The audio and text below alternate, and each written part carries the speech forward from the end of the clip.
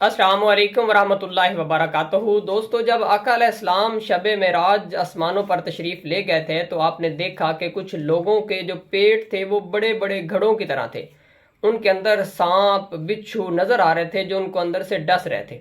आका अलैहिस्सलाम ने पूछा कि ये कौन लोग हैं, तो बताया गया कि ये वो लोग हैं जो दुनिया में सूद खोर थे, सूद का कारोबार करते थे, सूद लेते थे, सूद देते थे। ये वो लोग हैं। अस्तगफिरुल्लाह। और आका अलैहिस्सलाम ने फरमाया कि सूद के 73 गुनाह हैं, जिसमें सबसे जो हल्का गुनाह है वो है अपनी माँ के साथ बदकारी करना।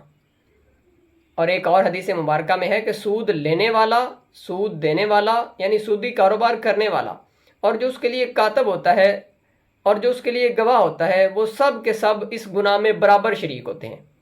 हालांकि लिखने वाले को क्या बनी कि वो भी इस गुनाह में बराबर का शरीक हो रहा है, और जो इस काम के लिए शहादत दे रहा होता है। कुछ मुशरिकीन मक्का ने कहा था कि जो लोग व्यापार करते हैं वो भी तो सूदी कारोबार है, लेकिन अल्लाह पाक ने सूरतुल बकरा की आयत में वाज़ह फरमा दिया कि सूद को अल्लाह ने हराम करार दिया है और व्यापार को अल्लाह पाक ने हलाल करार दिया है। यानी बै तिजारत हलाल है और सूदी कारोबार हराम है। अल्लाह पाक हमें सूद से बचने की तौफीक अता फरमाए।